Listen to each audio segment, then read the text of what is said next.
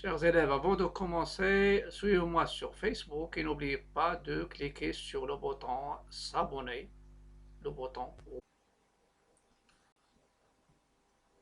Je passe maintenant à une proposition qui va nous permettre d'étudier la dérivabilité d'une fonction qui change de forme à droite et à gauche d'un point. Si la fonction ne change pas de forme dans un voisinage, c'est-à-dire dans un intervalle centré en A, à droite et à gauche, on peut étudier la dérivabilité directement au point A.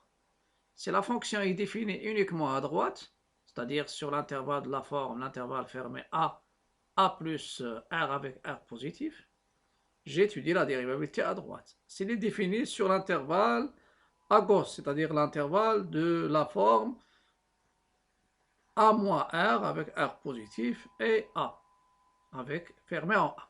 Dans ce cas-là, j'étudie la dérivabilité à gauche. Mais si vous avez une fonction qui change de forme à droite et à gauche d'un point A, donc, ce que je vais utiliser, j'ai utilisé le deuxième membre, c'est-à-dire j'étudie la dérivabilité à droite et j'étudie la dérivabilité à gauche. Donc, c'est f est dérivable à droite et à gauche au point A, et il faut que les deux nombres dérivés coïncident. Et ces deux dérivés, ces dérivés à gauche et dérivés à droite, ils vont coïncider avec le nombre dérivé de f au point A. Donc, si les dérivables à droite au point A et dérivable à gauche au point A, et la dérivée à droite il est égal à la dérivée à gauche, dans ce cas-là, je dis que f est dérivable au point A et le nombre dérivé de f au point A, ça sera bien sûr la valeur commune. Supposons qu'on a étudié la dérivabilité à droite, on a trouvé qu'elle est dérivable à droite avec une limite f' droite égale une valeur grand L, et à gauche on a trouvé une valeur L'. Si les deux sont différentes, la fonction n'est pas dérivable. Si je trouve une limite d'un taux d'accroissement dans l'infini, ça veut dire qu'elle n'est pas dérivable à droite. Par exemple, j'étudie la dérivabilité à gauche. Et je dis que la fonction n'est pas dérivable. Mais étudier la dérivabilité d'une fonction en un point, ce n'est pas uniquement pour dire est-ce qu'elle est dérivable ou non, mais l'interprétation, ce qui nous intéresse, c'est l'interprétation géométrique. Parce que, et j'ai déjà dit ça, si la fonction est dérivable en un point, l'interprétation graphique, donc il y a une fonction, la courbe il admet une tangente, t d'équation y égale f' de a facteur de x moins a plus f de a, ça veut dire le coefficient directeur ou bien la pente c'est le nombre dérivé. Si le dérivable à droite, il va admettre une demi-tangente à droite, oblique, et si le dérivable à gauche, il va admettre une demi-tangente à gauche. Et on verra, il y a aussi, si la dérivée normalement f', par exemple, je trouve f' de a égale à 0, dans ce cas-là, la fonction, la courbe, il va admettre une tangente ou bien une demi-tangente horizontale parce que les droites qui ont de coefficient directeur nul, ils ont une équation de la forme y égale une constante, donc ils sont parallèles à l'axe des abscisses. Et il y a les demi-tangentes verticales qu'on verra, c'est lorsque la limite des taux d'accroissement donne à droite ou à gauche donne plus ou moins l'infini. Je vais traiter maintenant un exercice. Et un exercice de ce que j'ai déjà dit. On considère la fonction f définie sur R par f de x égale x la racine de x moins 1 si x est supérieur ou égal à 2, supérieur ou égal à 2, et f de x égale x carré moins 4 sur x carré plus 4 si x est inférieur à 2. On peut avoir étudié la continuité, la fonction est définie sur R, on peut vous donner des questions, calculer la limite en plus ou moins l'infini, en plus l'infini je prends celle-ci, parce que celle-ci c'est l'intervalle 2 plus l'infini, et la limite en moins l'infini je prends cette expression. Étudier la continuité, donc la continuité à droite, la continuité à gauche, f de 2 bien sûr elle se calcule avec cette expression parce qu'il y a l'égalité ici, possibilité d'égalité. mais je suis intéressé par l'étude de la dérivabilité de la fonction à droite et à gauche. On peut vous dire uniquement étudier la dérivabilité de f. Dans ce cas-là, vous allez traiter la dérivabilité à droite, dérivabilité à gauche. Donc, je commence maintenant. Je commence par l'étude. Donc, le domaine de définition de ma fonction, c'est R. Je vais commencer par la question petit 1. Petit 1, je pense qu'il y a petit 1. Je commence par étudiant la dérivabilité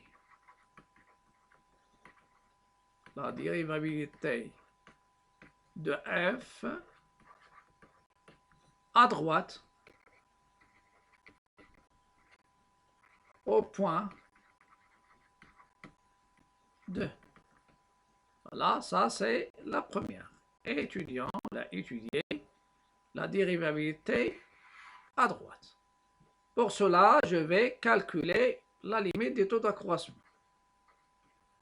On a la limite lorsque x tend vers 2 à droite de f de x moins f de 2 sur x moins 2. C'est le cas d'une limite qui se calcule, et limite il est soit fini soit infini. Donc vous avez x racine de x moins 2 et vous avez f de 2, il se calcule avec la première, c'est 2 racine de 2 moins 2, donc 2 fois 0, donc ça donne 0. Donc moins 0 sur x moins 2. C'est une forme indéterminée. Qu'est-ce que je vais faire? Je vais multiplier pour se débarrasser de ce racine, pour faire apparaître un facteur qui est x moins 2, je vais multiplier en haut par un conjugué spécial en haut et en bas. Racine de x moins 2. En haut et en bas. Pourquoi tout ça? C'est comme si je fais un conjugué spécial, ça revient au même. Je multiplie par la racine en haut et en bas. Donc, racine de x moins 2. Et qu'est-ce que je vais trouver? Donc, c'est la limite lorsque x tend vers 2 à droite. X racine de x moins 2 au carré. Et si vous avez racine cubique, il faut multiplier par le carré pour avoir la puissance 3. Sur x moins 2 fois la racine de x moins 2. Tout ça pour sortir de la forme indéterminée 0 sur 0. 2 à gauche. J'obtiens x facteur de x moins 2 sur x moins 2, la racine de x moins 2. Donc, la limite que je cherche une limite qui est la limite de f de x,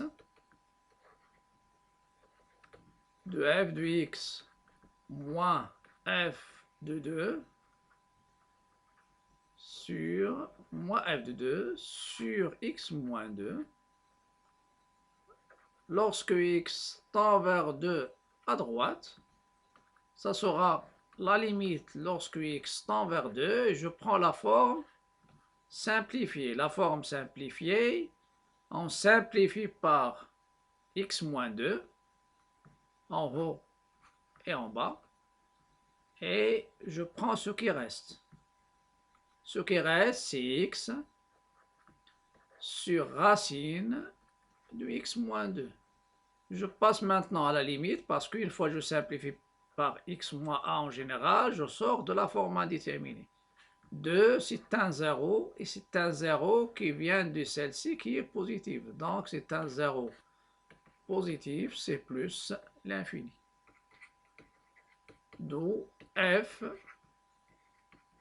n'est pas dérivable ou bien non dérivable. À gauche, là, à droite, au point, à droite, au point 2. Voilà, et je vais garder cette dérivabilité parce que je vais l'utiliser dans l'interprétation géométrique ou bien graphique. Je passe maintenant au cas dérivabilité. La dérivabilité maintenant à droite. Voilà. Dérivabilité. La dérivabilité à gauche maintenant, pardon.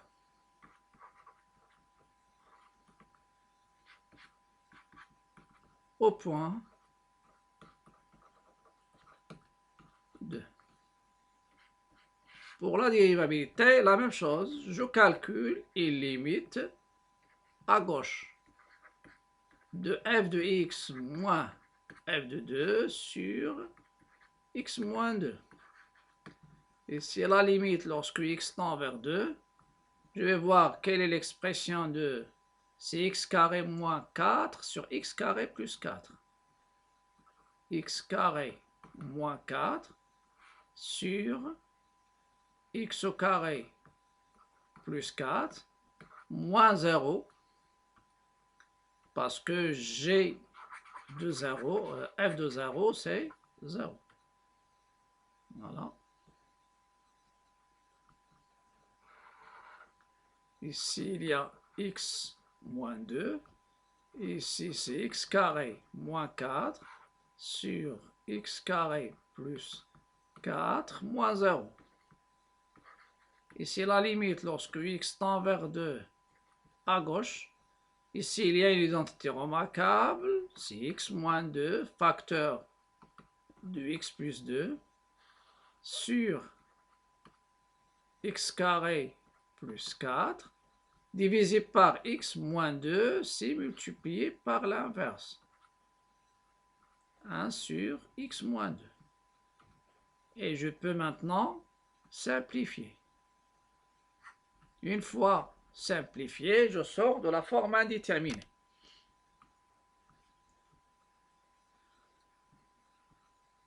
Voilà, d'où limite lorsque x tend vers 2 à gauche de f de x moins f de 2 sur x moins 2, ça sera la limite lorsque x tend vers 2 moins, et je vais voir quelle est l'expression simplifiée. Ça reste x plus 2 sur x carré plus 4. X plus 2 sur x carré plus 4. Je passe à la limite, ça va me donner 2 plus 2 sur 4 plus 4. C'est 4 sur 8, c'est 1 sur 2. 1 sur 2, c'est un réel. Donc, f est dérivable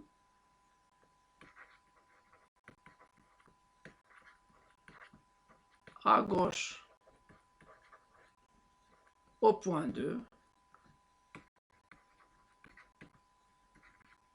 au point 2, est dérivable à droite au point 2 et f', c'est pas droite, c'est à gauche, pardon. Donc, je vais trouver f' gauche. Et f' gauche de 2, c'est 1 sur 2. Voilà. Donc, il est dérivable à gauche. Et f' gauche, c'est 2. Ce qu'il nous reste maintenant, c'est l'interprétation graphique.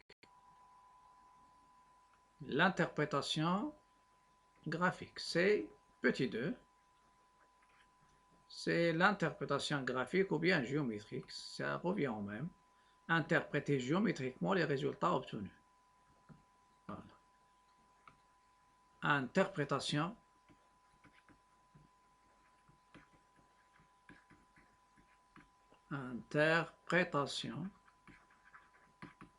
géométrique.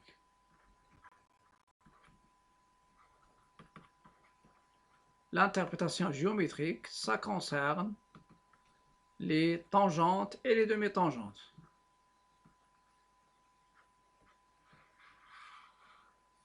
Je commence par celle-ci. Donc, puisqu'il y a une dérivée qui est un nombre dérivé, je dis C de F admet une demi-tangente,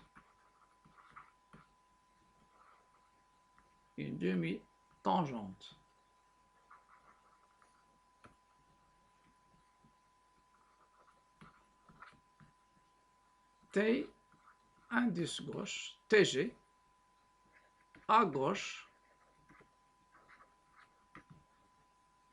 au point, je l'appelle A de coordonnées 2, F de 2. C'est-à-dire A de coordonnées 2, 0.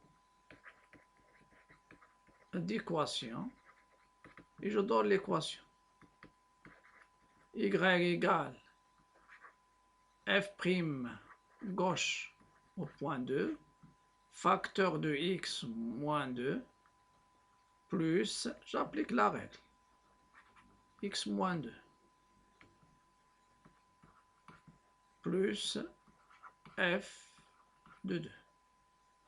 Et ça va me donner,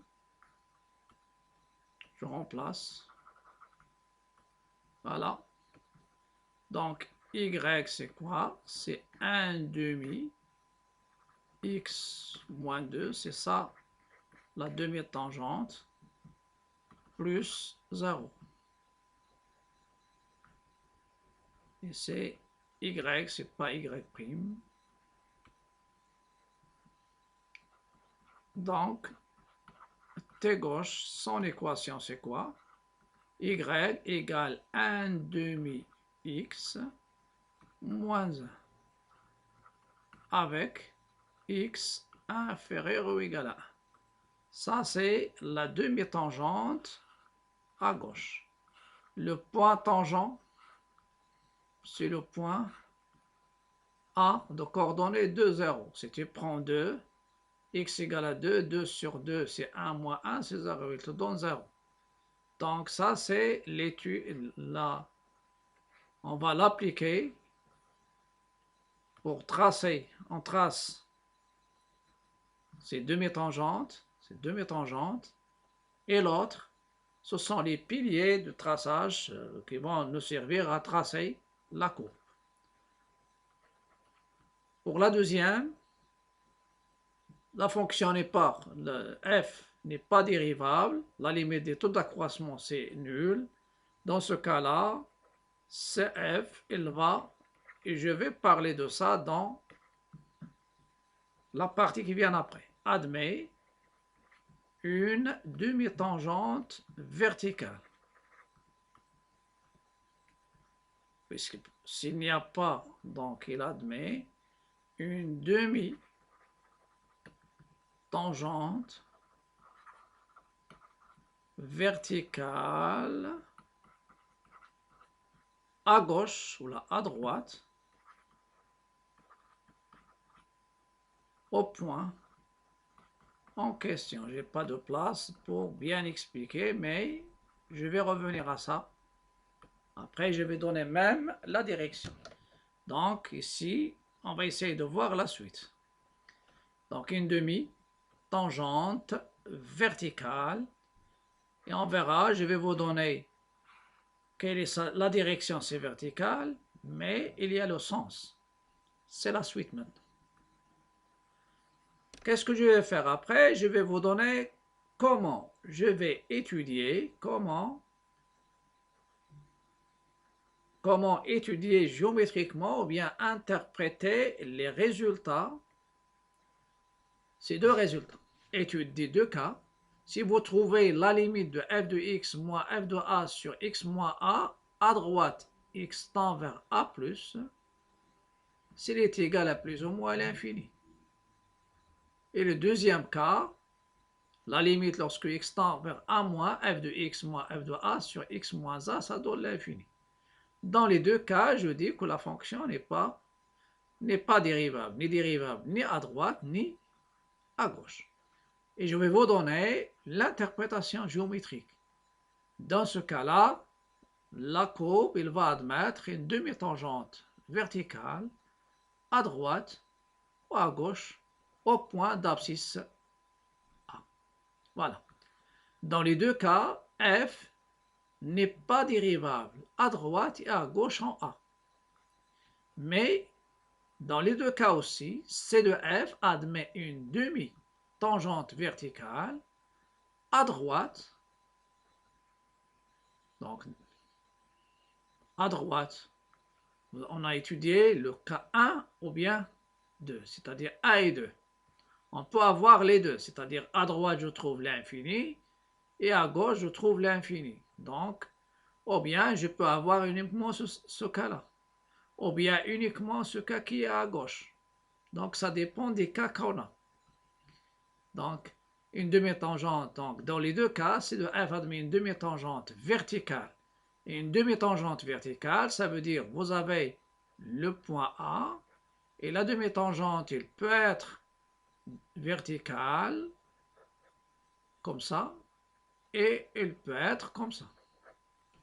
Et pour ma courbe, ça c'est intéressant, pour ma courbe, si c'était à droite, on peut avoir la courbe comme ça, il croît, ou bien ici, il décroît. Je parle de C de f. Dans ce cas-là, je peux avoir la courbe comme ça, ou bien à gauche, comme ça. Donc, normalement, on essaie maintenant de commencer à savoir comment je trace. Le traçage, c'était l'année dernière, mais on fait ça, c'est comme un rappel, mais c'est une fixation des données de la dérivabilité. La dérivabilité locale, ça concerne, normalement, c'est la courbe. Mais je vais vous donner après, suivant celle-ci, normalement, à gauche, ici à droite, ça c'est aussi à gauche, et ici c'est à droite, c'est-à-dire une demi-tangente à droite. Je vais vous donner le sens de la demi-tangente. Quand est-ce je peux savoir, est-ce que c'est dirigé vers, est-ce que ma demi-tangente, ce sera celle-ci, ou bien celle-ci en pointillé. Le sens de la demi-tangente verticale. Donc, vous avez des techniques. Lorsque vous calculez la limite de f de x moins f de a lorsque x tend vers a, et vous avez c+, à droite c'est a+, et vous avez plus l'infini, c'est-à-dire même signe. Ça c'est un symbole et ça c'est un signe de l'infini. Ou bien, la limite de f de x moins f de a sur x moins a lorsque x tend vers a moins égale à moins l'infini. Comme si vous avez moins avec moins, ça donne le produit positif, plus, ou bien plus avec plus, ça donne plus. Alors, la demi-tangente verticale est dirigée vers le haut. Voilà. Si vous avez la limite du taux d'accroissement, lorsque x tend vers a+, ça donne moins l'infini. Ou bien a moins, il donne plus l'infini. Non, pas de même signe. Alors, la demi-tangente, ça sera dirigé vers le haut. Si je reviens à l'exercice précédent. Dans l'exercice précédent, normalement, l'exercice précédent. Dans l'exercice précédent, on a trouvé la limite de f de x moins f de 2 lorsque x tend vers 2 plus, c'était plus l'infini. Donc, la demi-tangente verticale ACF à droite au point A de coordonnées 2, 2, ça sera dirigé vers le haut. Normalement, toujours, on dit que c'est dirigé vers le haut ou bien vers le bas. Et comment je vais représenter? Normalement ici, je prends la courbe, les axes, le repère. Je repère ici le point 1, c'est vous avez 1, vous avez 2, et c'est ça le point A.